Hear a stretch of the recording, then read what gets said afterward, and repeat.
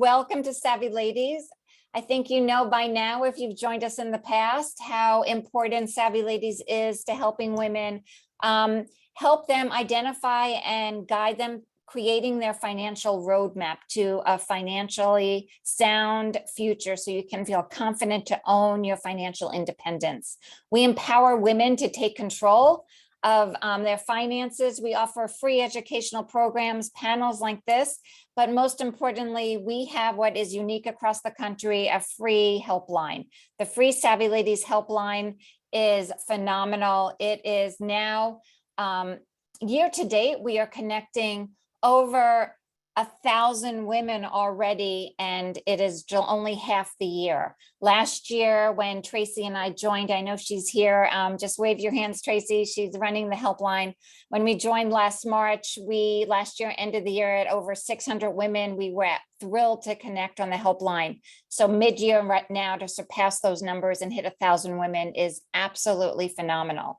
We continue to bring on more advisors, helping more women every single day, because what we know is financial knowledge, education is power. When you have that knowledge and confidence behind you, you know what to ask, how to ask, not be afraid to ask those questions, we can change our futures. And that's what we want to do, is help women change and improve their financial futures. We're doing that today in our helpline. So please, everyone here tonight visiting and listening to the panel, feel free to ask your questions to our panelists as we go through our panel. Put your questions in the chat, but also feel free to visit our helpline. We do match you within 48 to 72 hours with a pro bono financial specialist. The panel tonight, I'm so thrilled to bring you. It's been in our series of our Get Savvy series, and we are talking about aligning good money and health habits. What does that mean? We're going to hear about it tonight from our esteemed guests. Part of our series, if you joined us last week, we've been doing this every quarter. So stay tuned for more Get Savvy programs from us. The next one coming up would be in September, where we're going to do a Get Career Savvy series as well. Tonight's panelists, I'm just thrilled to begin the introductions. As you can see, we have Jessica Douieb, who's our moderator, Heather Ettinger, Manisha Thakor, and Deb Gordon. Unfortunately, Nicole Shire, who is a board member, had a conflict and needed to step off for the day. I'm going to begin with some introductions, and then we'll dive into our conversation tonight. So Jessica is phenomenal. I've been so pleased and blessed to meet her. She right now is the director and head of wealth partners at the JP Morgan Advisors. It's a division of JP Morgan Wealth Management. They have been strong supporters of Savvy Ladies. We are really blessed with their continued support year after year. Jessica has over 20 years experience in wealth management and assets, focusing on alternative investments, what that means, marketing as well, communications, digital solutions, strategies, holistic, that's what's key, what I love seeing in her bio, holistic wealth management and family office solution. She's a global leader. She's been around the world in Hong Kong, London, and now here she's residing in the New York area. We're so pleased that she's going to be moderating our panel tonight and sharing her own story as well. Heather Ettinger. Well, Heather Ettinger is a savvy rock star. She's the founder and chairwoman of Luma Wealth Advisories, which is a Hightower advisory firm. And Hightower and Luma Wealth, again, are strong supporters year after year for Savvy Ladies. We really are blessed to have you here, Heather, on our panel. I love that you are a champion for women and girls, and you've been doing this for over 30 years, and you're only 30 years old. Heather is recognized for her dedication for helping women build their business acumen. And she does that with a philanthropic legacy and a purpose. And that is one of her reasons for founding Luma Wealth Advisors in 2017. She really specializes in helping find those family values that are so important to impact yourself and the community surrounding you. She has a best-selling book out, called Illumination, Shining a Light on a Woman's Journey to Financial Wellness, which makes us so perfect for being on the panel tonight. What I love so much is that she signs her emails Shine On. I think that is so lovely. It resonates with me. And I think that's just a beautiful way to say, you know, her salutation.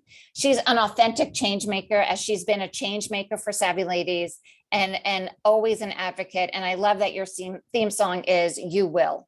You definitely own it, Heather. We're pleased to have you here tonight. And Manisha Thakor, again, a strong supporter of Savvy Ladies. She is so well suited for this panel, and I'm so thrilled that she's with us tonight. Minding everyone's health and wellness, she's going to be with us. She has to jump off quickly, but she's going to be with us to start off our first part of the program tonight. She's the founder and CEO of MoneyZen Wealth Management, and she advises women and families. She has written financial books, On My Own 2 Feet and Getting Financially Naked. You gotta love that.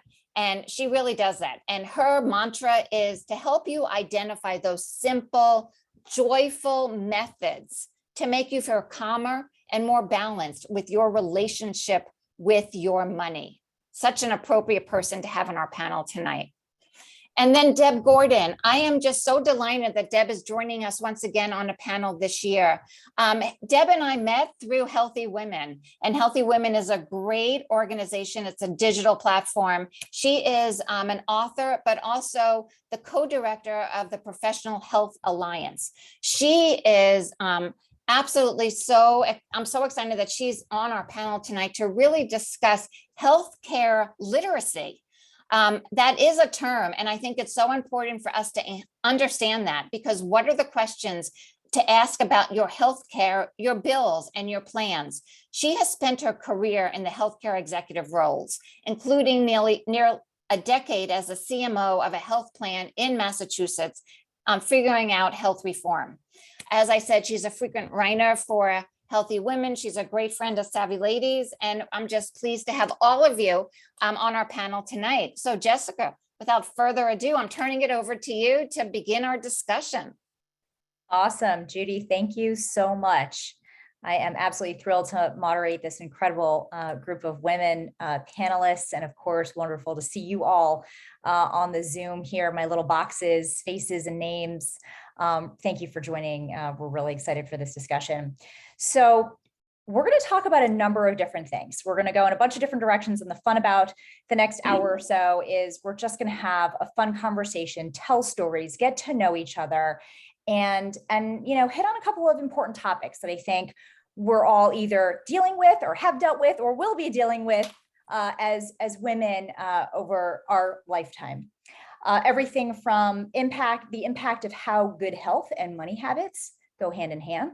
It's going to be incredibly important and the main theme for this session, and how your money management supports your overall life goals, health, and well-being. And given the great responsibility in general that women have, how not to forget our own self-care needs. And so we'll definitely touch on those things. Before we get into, and I'm going to pivot a little bit, you can imagine we prepped a little bit because this is a very organized group of professionals. Because Manisha might have to jump off a little bit later, I'm gonna start with her. And I think that the way I'd like to frame this question, Manisha, is before we get into the topics of inflation and, you know, expenses and budgeting, let's talk about, in general, and this is certainly an objective of Savvy Ladies, let's talk about financial awareness and literacy, right? Financial literacy, and we're going to get to healthcare and all of those good things. Financial literacy is such an important topic, and to the core of what Savvy Ladies focuses on is the way we can feel in better control of our financial situation and our situation in general. So my question for you is kind of overall, is it as complicated as we all think that it is? And where do we start? Where does one start to kind of get more familiar with some of the things that we read in the papers, some of the things that we hear on webcasts or in the news around financial planning and financial literacy? Sure. So the short answer to the question is it as complicated as it seems? Is no, it absolutely does not need to be. And I think the way I like to preface sort of financial literacy in a broader context is, first of all, why do we want it? And when I was young, my mom first said this to me, and she says it to me all the time now when I'm 52, and she still says it to me. And that's that money gives women voices and choices. And so the reason to kind of power through the less than fun parts of learning about this topic is that on the end of it, you get a voice and choices, and more so than ever in this world. That is a blessing.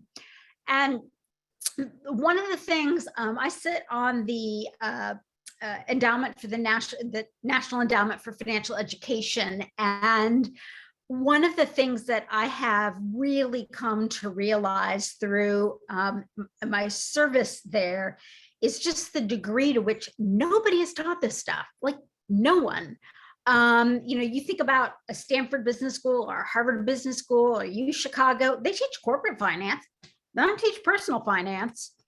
And, in years past, it wasn't for earlier generations as catastrophic that financial education, financial literacy was not part of a core curriculum, because the number of financial offerings out there were fairly minimal. If you want to get a mortgage, you can pick 30-year fixed, maybe 15-year fixed, and that's it. And so the complexity of decisions that you had to make did not exist. And then media wasn't what it is today. And so we weren't bombarded by so many staged, beautiful, unrealistic images. And then the last thing I just want to say about this is I think this is a really big one. We face for the first time probably in history the largest bombardment of what I call counterfeit financial culture. And what I mean by that is, if you turn on the TV and you watch like any episode of CSI or Law and Order or any of those shows, all the shows take place in humid cities, and none of the women have frizzy hair, none. And so they've all just had like a fresh blowout, and look at their nails, like they're like perfect, and the cut and the quality of their clothes. And you're just doing some back of the envelope math. What I've noticed is across these shows, you have to make 50% more than what those positions pay in actual life to look like them. So it's any wonder that we feel like deer in the headlights. That's why. And if you feel that way, you're not alone. And if you can add to Heather's theme song while you're shining on this mantra of money gives women voices and choices, hopefully that can give you some extra energy to power through. That's awesome, Manisha. That's awesome. Voices and choices. I mean, it can't get any easier and simpler of a tagline that I think that you've honed in on so quickly. And hilarious, by the way, when we're watching all the shows and we're looking at them, thumbing through the magazines and whatever. I mean, we all know, like, it not only takes time, but a lot of money to look like some of these folks. So total respect for that, but you got to understand where it's all coming from. So thank you for that. Totally agree with you. It's really not as complicated as we think it is. And I think that having the hotline, the Savvy Ladies hotline, is such an important tool and resource for everyone, because it's just a matter, like I tell my kids, like half the battle is getting started, right? So just like, phone a friend and start to ask some of those basic questions. No, there's no stupid questions, just start to kind of feel it out.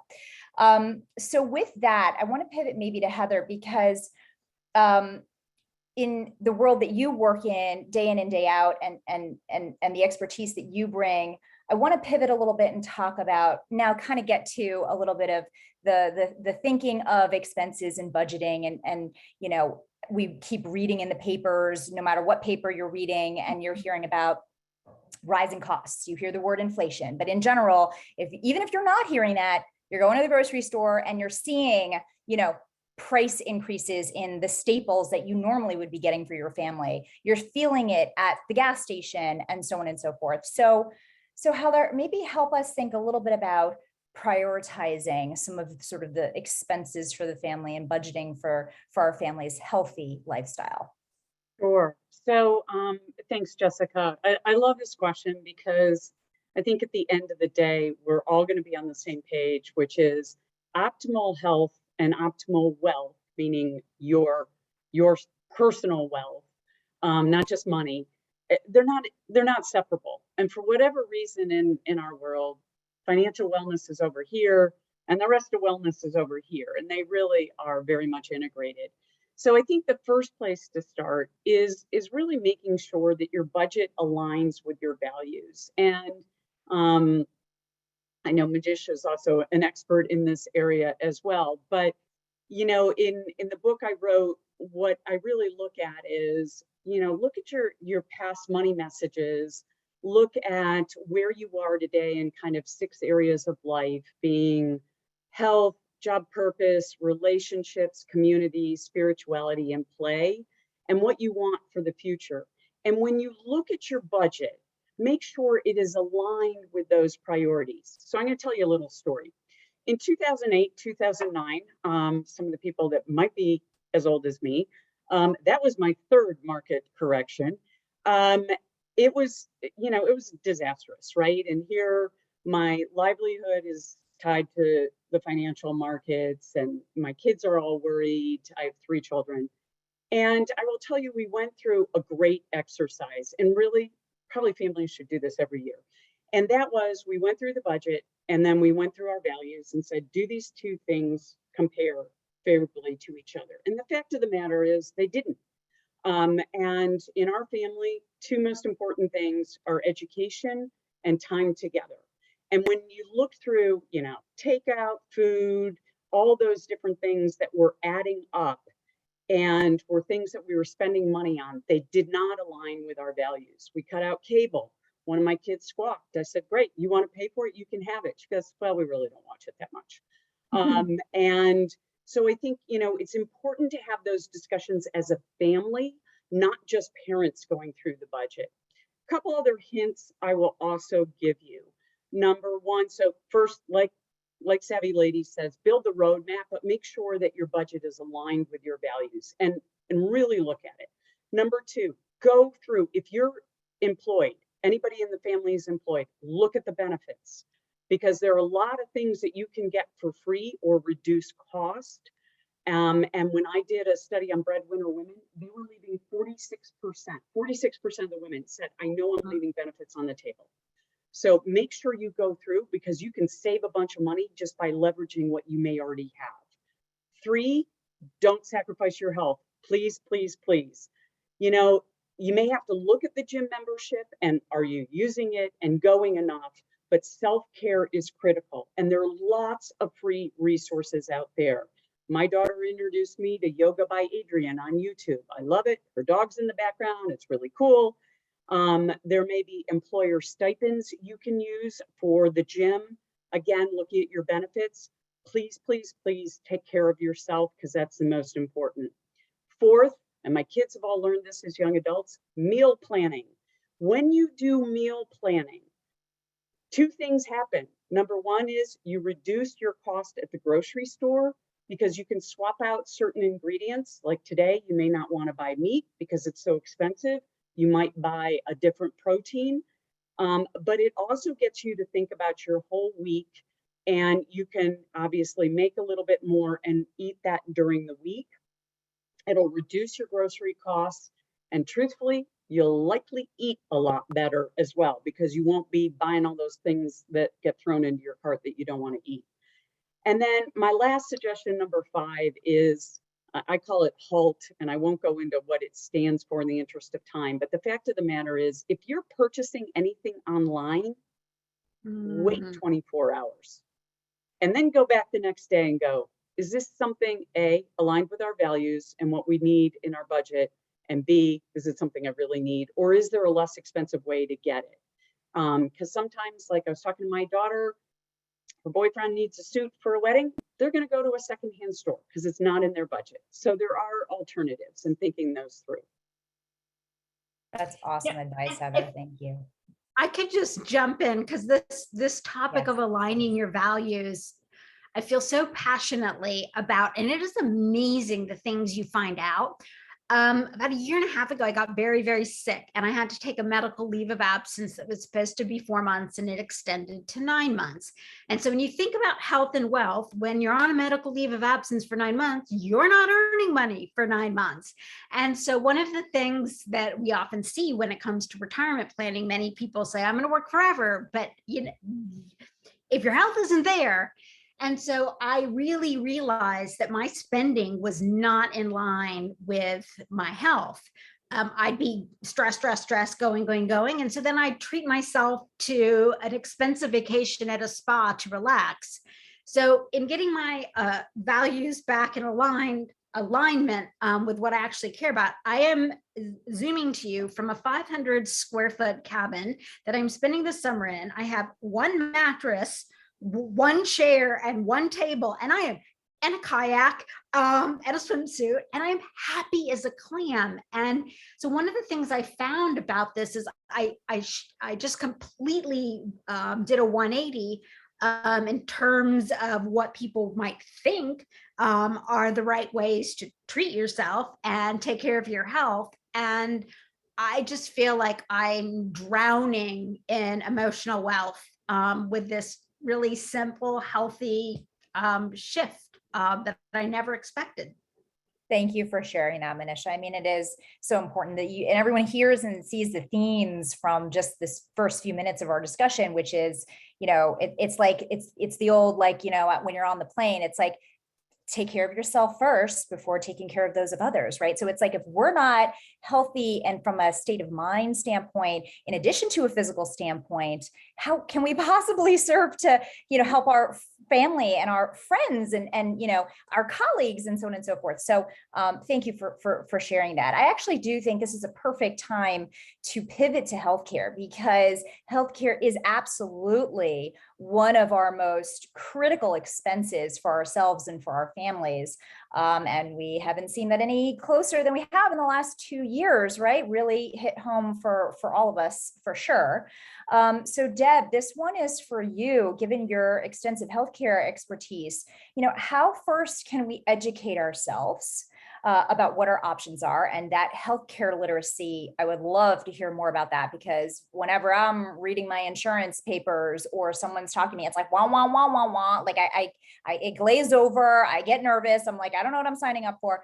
How can we better understand what our options are? And then second, how do we really consider what potential healthcare options are? Sure, thank you. And if I could just add one other point to the prior discussion about sort of the relationship between when we're sick, we're not earning, or when, you know, we can scale back and feel better.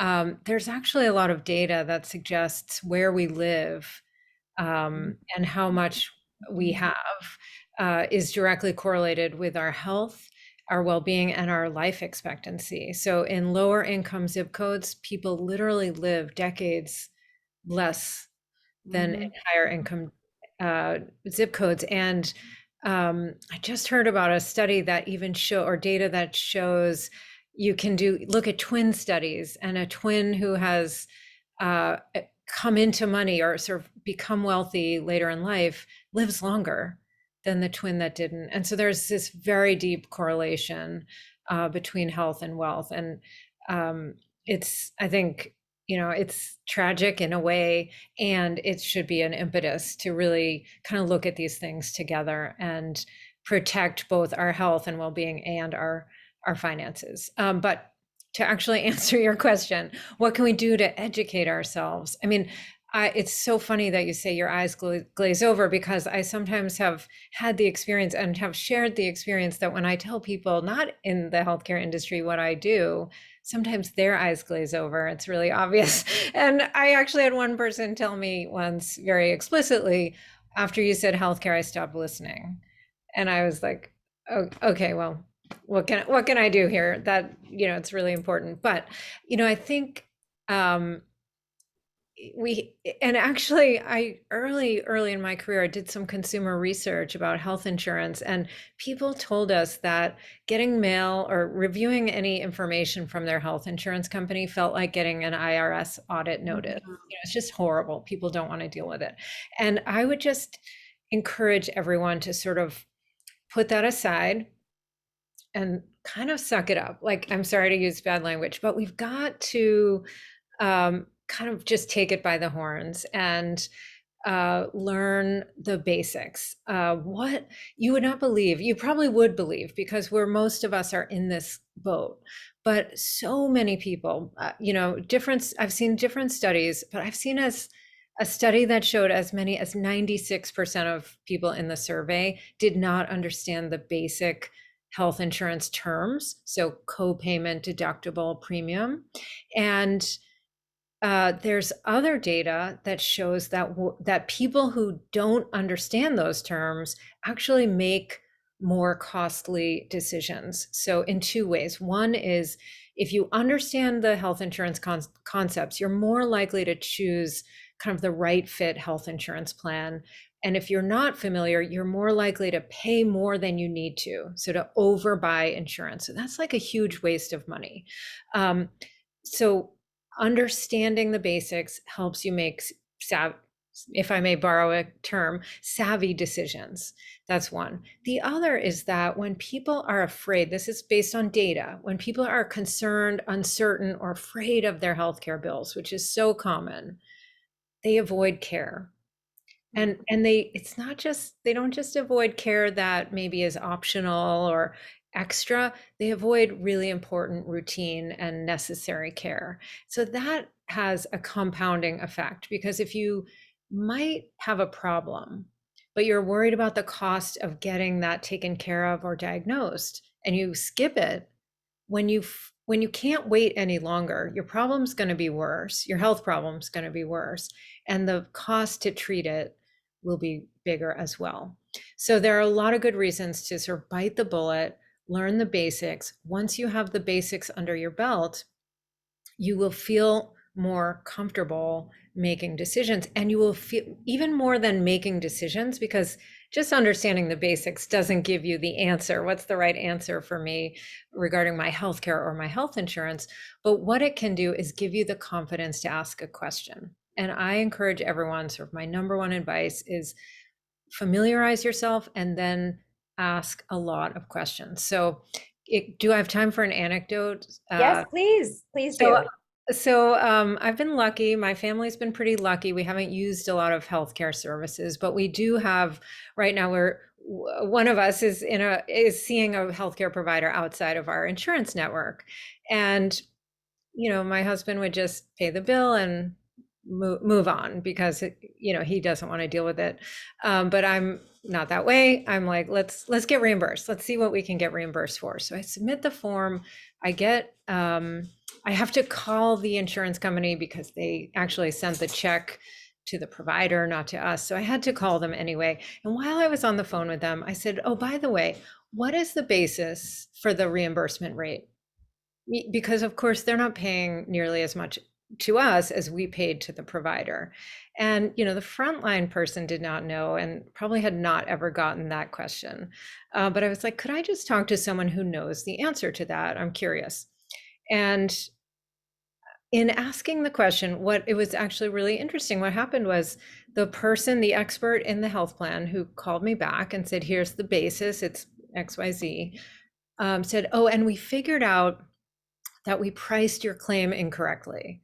And the reimbursement check they sent to the provider, they had to recut it and send it to us. It came to us with $100 extra. It's not a huge amount, but every bit helps, right?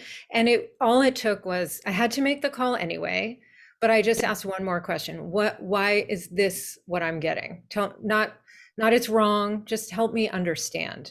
And just asking that question shook loose $100. I'll take it. I know what to do with that, So I think the culture of, quietly accepting whatever a doctor tells us, or whatever, ignoring the health insurance mail because it's unclear, it's confusing. Just sort of get over that and ask the questions. Ask the questions until you understand it so well that you could explain it to someone else. You are entitled. It is your money. Of course, you should understand what you're getting and what you're not getting and why. That's great advice. I think the key takeaway for me is the grab the bull by the horns, right? Take a couple of minutes to digest what you've been sent or what someone's telling you, and just start asking questions. As you were telling your story, Deb, it made me think of 100%, 110% asking the questions around healthcare, but even around, and I find that I have to prioritize the time to do this, but like call your cable provider, call your, wireless phone provider and your internet provider. Like there are deals out there all the time. We just get our bills every month and we're just like, okay, it's paid, auto pay, whatever. Like you might be they could have changed their plans and there's a better deal, but they're not going to call you proactively and tell you about it, right? And and even if they did, you might have thrown away the promotional item in the mail. But I would say, healthcare is 110% critical to really lean into that. But just think about all of the other sort of more utility type expenses that you have and take, unfortunately, right, take a Friday afternoon or a Saturday, whatever it might be, and just spend an hour and get online. Sometimes you don't even have to talk to someone if you don't want to. Jump in a chat, and say, hey, I'm paying, $99 a month. What am I getting? Or whatever it is. Just asking the question. You're just asking, right? You're not asking for a deal. It's just you're like asking what's the latest and greatest, and do I have the right plan for me? So I think that's a just good advice to just trigger across the board. Have a look at everything you're expensing. Kind of staying in line with the sort of healthcare topic, and maybe Heather, bringing it back to you a little bit to talk about broadly the idea of caregiving responsibilities. So many of us, whether you're currently you're sandwiched between helping your parents and caregiving for your children, you have done it or you will be doing it. It's something just a lot of us have carried that burden, in addition to not only balancing caregiving responsibilities, but often the financial burden in addition to caregiving as well. So tell us a little bit, and we'll talk about caregiving for ourselves again later, but tell us a little bit ways that you've seen women balance some of these responsibilities. Well, I'll be honest, Jessica, balance is a tough word in my world, but maybe that's because I'm never sure I'm exactly in balance. But first, let me just say, this is very common, probably the most common topic, certainly in my peer group, age peer group, but 45% of the US workforce is spending on average 23 plus hours per week on caregiving. And it's costing American corporations about 25 billion a year in productivity, because, I do a lot of elder care. I know a lot of, and some people who have adult children will probably agree with this. You never stop parenting your children. You just parent them differently, and sometimes with a little bit more urgency when they're adults. So here are a couple things to think about. Number one is, first of all, you have to maintain your mental and physical health. I'll tell you a little story. So about 12 years ago, my dad was diagnosed with Alzheimer's. And while my mom thinks she was the caregiver, she really wasn't. It fell on me as the only daughter. And I call up the Alzheimer's Association. They give me 40 different facilities in 7 different counties. And I'm sitting here going, oh my gosh, like, how the heck do I navigate this? Because I'm not driving an hour and a half to take my dad somewhere. And so, there was that piece. And now I will fast forward. Here, my husband and I are 12 years later, and we are now up to caring for 3 adults. My dad has since passed. His father has since passed. And I got to tell you, my mental health is fragile a lot of days. So I would say, number one, focus on that. A great resource. Yes, it's run by a friend of mine, but it's called couragetocaregivers.org. And they have all sorts of free services, peer groups, peer support groups, free meditation, educational resources. I'm sure people have other ones they can throw in the chat. Also, your local healthcare institutions often have them as well. I'm affiliated with University Hospitals in Cleveland. Their integrative medicine team has all sorts of different free resources that you can drop into. So make sure you are doing those things to kind of, if you will, protect your mental and physical health. Because I guarantee you, you cannot take care of other people if you aren't taking care of yourself. And, you know, what's a little bit harder than I think what we expect, you know, coming off parenting is older adults, there's a lot more you can't change and a lot that they keep losing in life. So it's emotionally draining. But Courage Caregivers, by the way, helps deal with when you're caregiving for family members with eating disorders, mental health, all sorts of things, not just elder or child care. Secondly, proactive planning. Savvy Ladies is fabulous, but this is really, really critical. You have to understand the cost of the different care models. A lot of people run into, oh, I want long-term health insurance, and they don't realize that it doesn't cover a lot of costs. I'm sure Deb can talk to some of this, but really understanding all the different pieces. I will tell you, as an advisor for over 30 years, until my dad was diagnosed and I was in the thick of it, I thought I was a really good advisor to clients who were going through this. And I realized, I will keep it clean, I didn't know what the heck I was talking about. Because there is, yes, the legal piece, the financial piece, the healthcare piece, dealing with Medicare and navigating that, but there is also the emotional piece, and it is so much more complex. And even as advisors, I can tell you that, to Deb's point, you got to ask and ask again and ask again, because every facility is different, every service is different, you know, understanding those things. I've been using, we're starting a partnership at Hightower with Motivity Care. They'll do, it's both a concierge service, but it's also got an app, and that will help you aggregate information. And in that you can say, okay, Heather has access to the financial information, Jeff has access to the health information. So there'll be different ways that you can kind of, if you will, compartmentalize family members who maybe shouldn't have access to everything. And then also, I'm in a study group called Family Wealth Advisors Council. On that site, as well as my Luma site, is a resource called Caught in the Middle. It's Women of Wealth Caught in the Middle, and that'll give you some other checklists and stuff that might be helpful.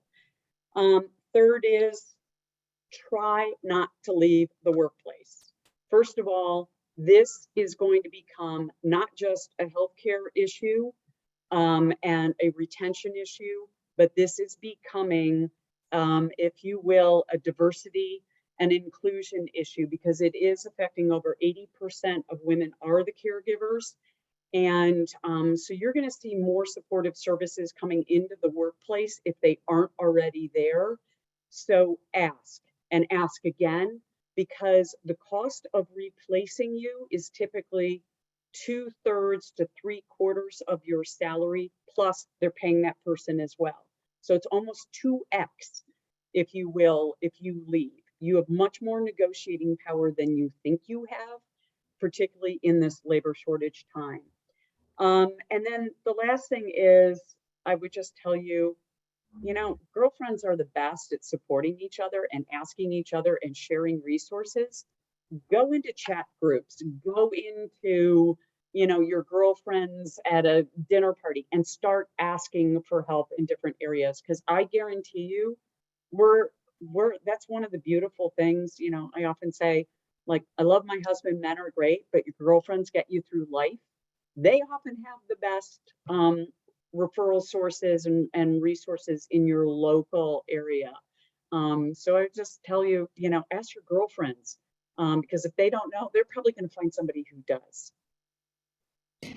Can I add one resource real quick? So Sure. I recently took over as the co-director of the Alliance of Professional Health Advocates. There's a whole field of folks who are trained professionals in helping you navigate healthcare, and it's relevant to the caregiving burdens that many women experience. So there are professionals who can help you, with elder care, with other kinds of healthcare and healthcare costs. And so that's just another professional. I endorse the girlfriends and the casual support systems and all these amazing resources. I was taking notes actually on the resource list you offered. And there are also folks who are trained to help you. And that does cost money, but it can also can be a good investment in your health, your own mental health, and your ability to stay in the workforce, as you said, because these things take a ton of time and energy and mental bandwidth. Manisha, did you have something else you wanted to mention? Yeah, but before I hop, I just wanted to share, my parents were in their early 80s, and my brother and I just went through the process of helping them sell the family home of, over 3 decades, and whittle everything down and move into a retirement community. And they're lucky. They're making the shift into the community while they still have their health. It's a traditional 3-stage community. But one of the things I wanted to mention is, it's just hard. The kind of conversations you have to have are really awkward. And what I found in the end, and not necessarily awkward for you, but oftentimes for your parents, it's the most awkward. They're not used to being this transparent and open with you as the child, even though you may be a, midlife child. And so I just encourage people to give yourself grace and to just go into it with the expectation that it's going to be awkward. But at the other end, I will tell you, my parents are like the happiest early 80 somethings that I've ever met, because they've got it all. We've got it all discussed, buttoned up, worst case scenarios. We've talked it through. We cried, but now we got the plan and everyone's on board. So just wanted to share that and hop.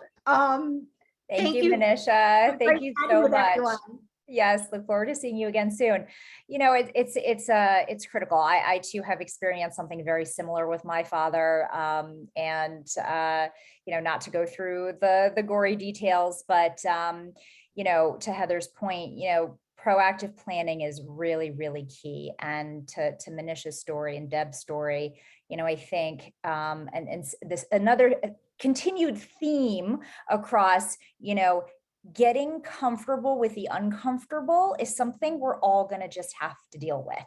And this is another uncomfortable one where, in order to alleviate some potential future pain, having these conversation up front, and what I learned through my experience with my father, who has since passed, is that I'm going to prepare better for my mother. And by the way, as we're thinking about our parents, think about ourselves, right? So all the things that we're learning about how we're planning for our parents, let's not have our kids go through the same thing that we're going through, right? So to the extent that we can be thoughtful about our own planning, and again, it could be a morbid discussion that you have with your partner, but you know what, like, best plan for those really challenging circumstances, because at least, you can say, okay, this is a situation we're in. How do we deal with it? Because there's never one way to solve a problem, right? There are so many different ways to get to a problem, to solve a situation, and creative ways to get to solve situations. So, whether they're informal resources and support systems that you have, informal being like your friends and your, other family members, but also the professional ones as well, leverage all of those, because there are difficult conversations, but they're incredibly important. Heather, yes. Jessica, I wanted to add one other thing, just because unfortunately, we deal professionally with this a lot. I would also add getting a power of attorney. Yes. And making sure your parents understand who they're assigning to what, or by the way, your kids too. I'll talk to that in just a sec. But healthcare power of attorney and power of attorney, you can get these, seriously, you can get them online. Healthcare power of attorney you need to do in the state in which they reside. Okay. And that's really important. And then you can go a step further with the custodians, because sometimes they also have a separate document, at which point you have to step in and help mom and dad, particularly on the financial stuff. Elder fraud is a huge issue. And I will tell you, she doesn't quite realize it yet, but my mom's mail now comes to my house because too many things were showing up and she would write a check because she just thought, oh, I need to renew this. And it wasn't. So it's really, really important to have some of those key documents in place, plus a will, and try to avoid probate. I'm sorry to get there. That isn't really the whole point of this, but I will tell you it is, because I deal with widows all the time. And with, if the spouse hasn't thought anything will ever happen to them and they die from a heart attack, and now I'm watching what's going on in Pennsylvania where the assets get split between the kids and the widow doesn't have enough to live, that's a problem, right? So you need to make sure that you get those key documents in place. And then the other thing is to remind everybody here, if you have children who are 18 or older and they're going off to college, please get those documents in place. Again, healthcare power of attorney, you may not realize this, but if your kid ends up in the hospital in, let's say I'm in Ohio and Illinois, I have no authority because he is 18. So you need to get those things in place. And again, you can do them online. And for my kids, I did one in the state of Ohio and one in the state in where they were going to school. So sorry to pivot a little bit, but it is related to caregiving, because if you want that authority, you need to put it in place. Can I add one thing to that? I have a young adult ready to launch, and not only do you need power of attorney, but think about your health plan. If they're staying on your health insurance, you no longer have access. So if you're, I don't know about all of you, but if you have an 18, 19, 20-year-old in your life, they are legally responsible for their own health care, but actually they're not ready for that responsibility. Not all of them. I haven't met one who is, but I'm sure there are some, but mostly they're not quite ready. And so you may need to still help them, especially with the financial aspects of health insurance or healthcare. You can't get any information. You can't give any information. So get them to sign over permission to share with you in both the health insurance and their doctor, their healthcare providers. Is there anywhere, either for Deb or Heather, anywhere where we can find, and maybe it's calling the Savvy Ladies Hotline, but is there anywhere where we can find kind of a general, like, checklists, right? In my mind, I'm thinking, because these are all incredible, like amazing advice that you're providing, and guidance, and from Manisha as well, like, checklists, helping, people avoid sort of the distress that comes with these issues. But in order to get organized, how should we think about that? You want me to start, Deb? Yeah. So as I said, this piece we wrote has a partial checklist. Somebody just put in the chat, which is good. Thank you, Mark. ARC does have some additional resources there. I don't want to be self-promotional, but Luma, that's one of the things we do, is we create a lot of resources for women, because they're often in these situations. And then, as I said, some of the healthcare organizations will also have those checklists available. We're kind of, caregiving is pretty broad spectrum, because it can also be mental health caregiving and other things. So, those are probably my top recommendations. Thank you. And I was going to say, I think I think the professionals have these. I'm not aware of a great sort of public, all-encompassing resource, but I do think financial advisors, wealth managers really do have the tools and the expertise to keep you on the right track.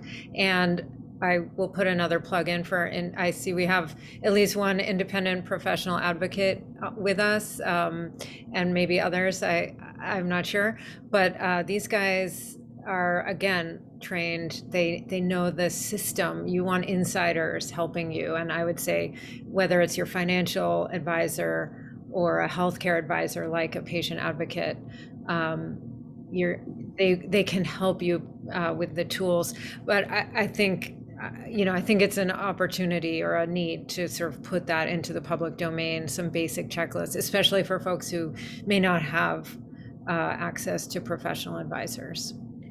Yeah, and I think I'm going to put another plug in for Motivity Care. One of the things they're doing is also asking about pets. Yeah. I know that sounds a little strange, but if something happens to you and there is no plan for your pet, so they have that on the checklist. They have all sorts of, when you go through their assessment, it's pretty clear as you go through it whether you have your house in order or not. Because even a few things popped up in there that I hadn't thought of. So I think, the people that are in that space of these, to Deb's point, of these caregiving, you can call them elder care consultants. There are all sorts of different names right now, but as well as financial advisors. But the elder care consultants will be particularly good on some of the nitty-gritty stuff related to healthcare systems. Great. Awesome. Thank you. Just being mindful of time, and we want to leave some time for audience Q&A as well. I wanted to pivot a little bit because we've talked about so many really paramount things to what women are managing day in and day out, largely for our families and ways that we need to get educated, et cetera. Let's take a minute to bring it back to self-care. Right? Because at the end of the day, as we've all said, we really need to focus on ourselves in order to ensure that we're able to help in all of these different circumstances and just maintain the level of responsibility. I always tell people I'm never shirking responsibility. I'm happy to have it. In fact, I would prefer I have that responsibility. But while I might complain and things like that, at the same time, I really do. I'm very, grateful, quite frankly, and delighted to have those responsibilities in many ways. And ready to take it on, but at the same time have to take care of my own mental health. And mental health has become such a huge focus area. It was increasingly before, as it should have been, but because of COVID, it's just been forever expansive in terms of a topic, a point of discussion. Heather, you talked about earlier, just for yourself, just kind of managing, like, if we could all have this vulnerable moment, right? Because I too have had many moments where some days are really, really tough. And that's when, I need a little bit of extra support or whatever it might be. Help us understand kind of how you manage, maybe your own, a story or two of how you get through some of those tougher days, and what are, quick tips or fun facts in terms of how you manage your own self-care. Deb, you want to go first? Sure. So, sort of cliche, but one thing I've been doing recently, for the last several months, I used to run. I'm not really built to run. If you've met me in person, it's not really, I don't enjoy it, but I kind of hate it.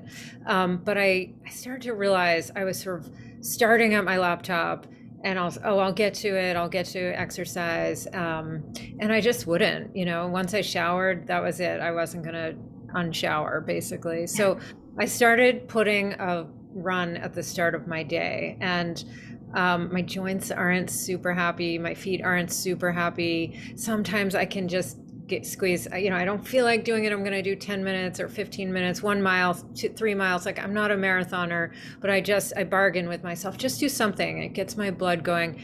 And then my mind is like a little clearer and a little quieter. And I just feel better about myself. So that it's sort of cliche, but I would say making time for whatever exercise floats your boat. I know running is not for everyone, but like biking is not for me, for example. Those of you on the Peloton, I don't get it. I mean, I get it, but I don't want to do it. And then the other thing I want to just offer, like a maybe slightly counterintuitive thing, because I've been thinking about self-care, and I was thinking that one of the things that makes me feel the best about myself, to be honest, is when it's kind of on the theme. I didn't even plan it this way, but when I bite the bullet I read the email or I respond to the thing or I do tackle the task that I just don't want to do. I've been dreading for whatever reason, or it's been on my to-do list for so long. I now feel bad about it. Why did I put it off in the first place? I don't know. When I finally sort of force myself to tackle it and cross it off the list, it's like actually a gift to myself. I feel so much lighter and I feel much better about myself, more in control, more competent. I just feel better about myself. So maybe like facing the thing you don't want to face is my tip. Sometimes it can go a long way. Great. So I'll share, since I'm the old lady in the crowd. Believe it or not, I still play ice hockey, which in season, which is kind of September through March, is twice a week, and I do it with my husband at this point in our lives, which is kind of fun. But I try to do something aerobic or anaerobic, 5 to 6 days a week. Some people who know me that are on this call know I'm rather high energy, so everybody's better off if I can blow off a little steam. But since COVID started, I started walking the dog in the morning, and it has really given me a chance to reflect on my day, prioritize my day, get rid of and park some stuff that shouldn't be there. Come up with 2 things I'm grateful for from the day before. And then, I think I also do some strength training. I don't know why, but as a woman, when I feel strong, I feel really good. And I started yoga. It took me till 60 to start yoga, but I'm now doing yoga. And because flexibility and balance start to go if you don't know this at 40. So you really got to work on those things. The other thing I would tell you is, as a leader in the firm, I think it's really important that I role model this. I was talking actually to one of my male associates today who just got a big promotion, and telling him he needs to take care of himself because he's entering some elder care issues and that's dropping off. And I'm like, I don't care what you got to do. You got to take care of yourself. We are now giving the Calm app for free to everybody. We have an associate who raised her hand who's doing meditations on Mondays for all of us. We're starting a yoga group. I think as employers, this is where I'm making it clear we will spend money, despite the fact that revenues may be, challenged in this market. We are going to take care of our people. So I think that is something else I would add for anybody that's on this, that's a leader. I think it's really, really important for me to be vulnerable, say when I need help, I need to go schedule a workout, which was going to happen, by the way, today at 4 o'clock until my internet was out at home and I had to drive back downtown. But, I think it is really important to prioritize those things and ask people to help support you. I did another weird thing that I have done. I thought I was doing it, by the way, for a month, is one of my peers who's my age, I lead a little workout on Wednesdays and Fridays, which is strength training, balance, and flexibility. Balance and flexibility, I need an accountability partner on. That's why we're doing it. Of course, here we are 2+ years later, and we're still doing it. And it's remote. We still do it on Zoom. But, think of things like that maybe I find it helps when I have an accountability partner who can help do it with me. I love that. I love that. Such good advice from both of you. And I would echo the same thing for me from my story in terms of how I focus on my own self-care, just the same as the two of you. Exercise is key. And it wasn't until actually COVID. My husband jokes with me, like the whole world had to stop for me to prioritize it. But I did, and I haven't looked back. We are also an active martial arts family, so there's a ton of martial arts. So I agree with the sort of accountability. If you can do something with someone, and it's a fun activity and you enjoy it, doing it with people that you enjoy being with is so. It makes it just so. It doesn't make it a chore. It doesn't make it a workout. It doesn't make it like the work part of it, right? So it really makes it just part of movement and enjoying, and your mind does kind of clear really. From taking the time to move your system. On the flip side, I'm going to be totally honest and perhaps a little woo-woo, but I'll share it with you anyway. I started my meditation practice in 2017, frankly, because of extreme stress in the workplace. Like it was just, nonstop work hours. And a lot of it was put on myself, like I was my own worst enemy, as many of us are. I'm sure many of us sort of these type A personalities, right? And, but I started a meditation practice, and aside from some of the benefits that you might have heard or read, because I think it's very personal, and not after every meditation session, I'm like, oh my gosh, I'm so enlightened. Like that does not happen, right? Like that is, sorry, maybe for some of you, I haven't quite gotten there yet. But the one thing I'll say about meditation practice or like the Calm app and so many of the other apps that are out there that are free and available, Headspace is an amazing one that I started with on a plane on my way to London, one business trip, because I'm so desperate. But is what I enjoy about it is just the stillness and the silence. So opposite from the exercise, which is for so many of us who have this energy that we want to expel and the stress that we want to kind of like, sort of alleviate from our systems, which is so healthy to do. I would say the flip side of that is, for me, what the meditation practice allows me to do is just sort of sit in stillness and silence, which I'm sure when I first started it, I was like, are you kidding me? You want me to, it's 20 minutes? Like I can't sit here for 20 minutes. Right. And it's just been amazing. And I do it day in and day out. I don't miss a day. It's actually like in my calendar, the way you would put some, an exercise slot or whatever it is. And if you make the time for yourself, again, the whole world will thank you for it. Most importantly, yourself. So with that, thank you so much to Heather and Deb, and was wonderful to have Manisha with us as well. I want to open up to questions from the audience, Judy and Tracy, if that's okay. I don't know how best to do that. I thought I saw a hand earlier from Diana, although I'm not sure if Diana. Yeah, I think Diana wanted to share a thought. So Diana, why don't you come on camera and share what you wanted? I think you had some good advice to share with people. Are you still with us? Yeah. Maybe not. I'll read it. She just wanted, she had chatted me directly. Hi. Oh, you're good. Hi. Hi there. Yeah, really quick, in the interest of time, I just wanted everyone to know with respect to getting coverage, yes, healthcare costs are out of control in this country. But if you have to have a procedure or see a physician that is so-called out of network, do not just acquiesce. At least ask your provider if there's no good reason why your in-network provider can give you the care that you require in your best interest as a patient. The insurers, there's a way to do this. The insurers just need to get the form from the existing provider, basically saying, I'm treating Diana for blah, blah, blah.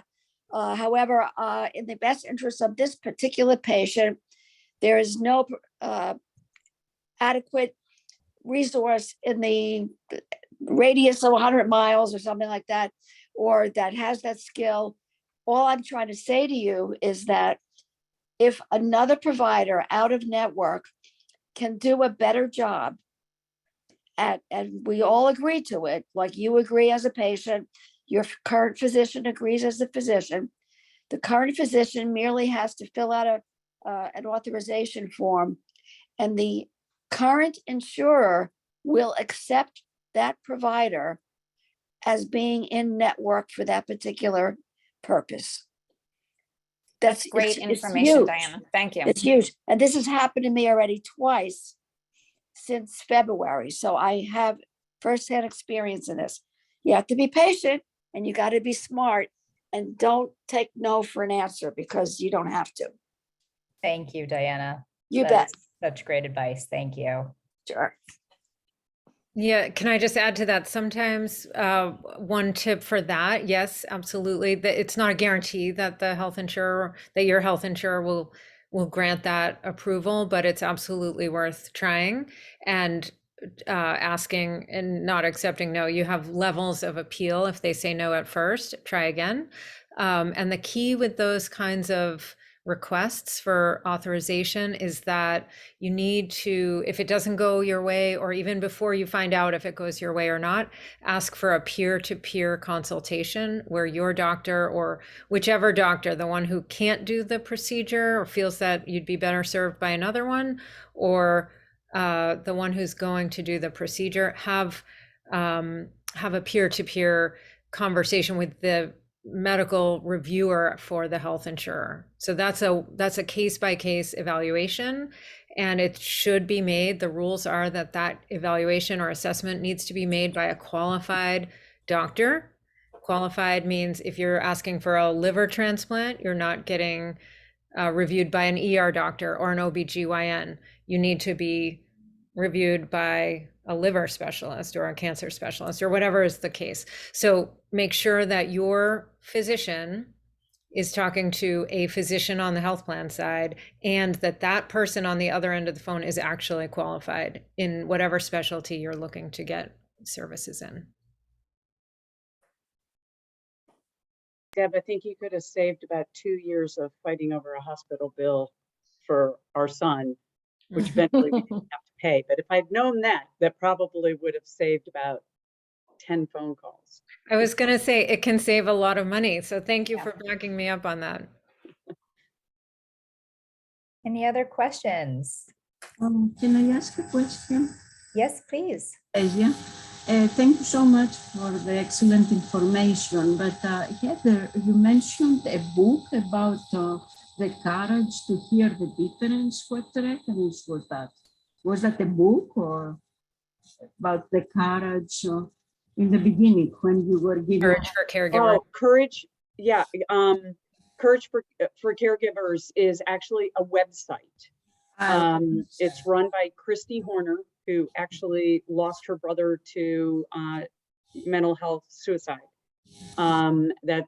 So this is a passion project of hers. She does work with local caregivers. It's a whole network. It's a really great website. And I think that it was listed in the chat earlier, so you might be able to scroll up and see it.